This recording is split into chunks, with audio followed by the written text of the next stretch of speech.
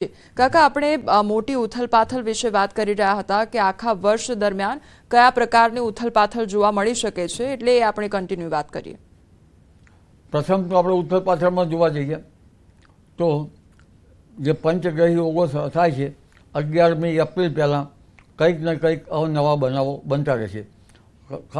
આમાં અમેરિકામાં જે જલીય બાબતો છે, સાન ફ્રાન્સિસ્કો છે, મોરોકો છે, ત્યાં પવનના તોફાનો વધારે થવાની શક્યતા રહી શકે. દક્ષિણ ચીનમાં પણ પવનના તોફાનો અને ગતિવિધિ વધી શકે. ન્યૂઝીલેન્ડ અને ઓસ્ટ્રેલિયામાં પણ કેટલાક દરિયા કિનારા બાબતો છે, કારણ કે મીન રાશિમાં ગ્રહો બને છે.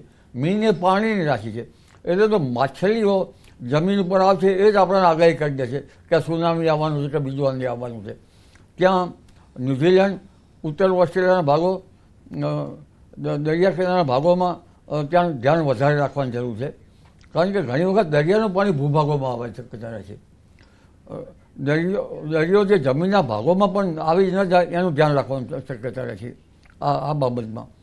અને અન્ય બાબતો જોવા જઈએ તો યુદ્ધ તો છે જ યુદ્ધારી બાબતોમાં, જેમાં ઈરાન જે છે, ગાઝા જે છે, પેલેસ્ટાઇન છે, આ તો યમન ને દેશમાં આની વધારે અસર રહે છે. ખાસ કરીને આંગ્લ દેશો છે આમાંથી બાકાત નહીં રહી શકે. અંગ્રેજો જે છે. કાકા, એ પણ સવાલ થઈ રહ્યો છે કે ગ્રહો વિશે વાત કરવામાં આવે, રાશિ વિશે વાત કરવામાં આવે, તો હવે જે શનિની પનોતી છે તે કઈ કઈ રાશિ પરથી ઉતરી છે?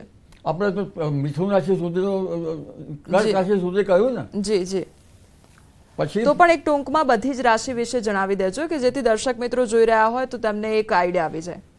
મેષ રાશિ છે, જી, એને શનિની મોકાણ 7.5 વર્ષથી બનશે. વૃષભ રાશિ છે, એને લાભદાયી કાર્યરચના થાય, ધર્મના ગ્રહો સારા હોય તો, આ બધા ધર્મના ગ્રહો સારા હોય તો આ બધી રાશિઓ થશે. બાકી રાશિનું ભવિષ્ય સ્થૂળ ભવિષ્ય છે. અને મિથુન રાશિના ભાગ્યસ્થાનમાં શનિ આવશે. શનિ દેવના સ્તોત્ર કરવાથી શનિની સ્તુતિ કરવા, શનિની પનોતી કંઈ ભગવાનની ભક્તિ કરવા માટે આવે છે. આપણા જીવનને એને તાવીને આગળ લઈ જાય છે.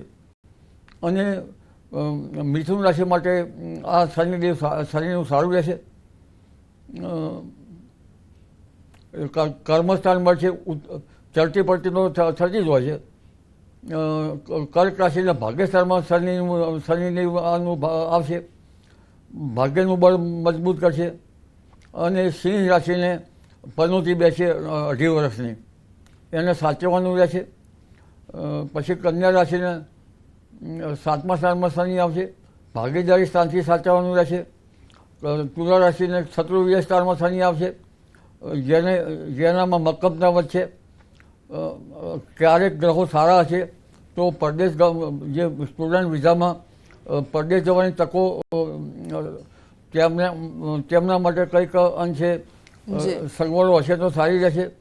જી, એટલે કેટલી એવી રાશિઓ છે કે તેમના માટે આ વર્ષ છે તે ફળવાનું છે, અને જે શનિની જે વૃશ્ચિક રાશિ છે જી એના માટે સારું રહેશે. જી, એટલે પનોતી રાશિ જે છે એને પનોતીનું મોકાણ રહેશે. જી.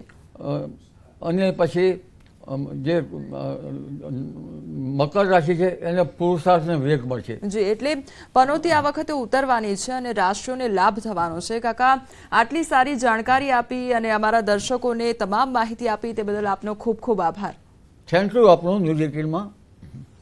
તો જે પ્રમાણે આજના દિવસ વિશે વાત કરી છે, આજનો દિવસ એ દુર્લભ યોગવાળો દિવસ છે અને સૌ લોકોએ ધ્યાન રાખવાનું છે. અને આ આખું વર્ષ કયા પ્રકારનો સમયગાળો રહેવાનો છે તેના વિશે પણ કાકાએ આપને અવગત કર્યા છે. એટલે તમામ પ્રકારનું જે ધ્યાન છે એ લોકોએ રાખવાનું છે. અને અમારા આ ખાસ કાર્યક્રમમાં બસ આટલું જ. ત્યાં સુધી આપ જોતા રહો ન્યૂઝ 18 ગુજરાતી. નમસ્કાર.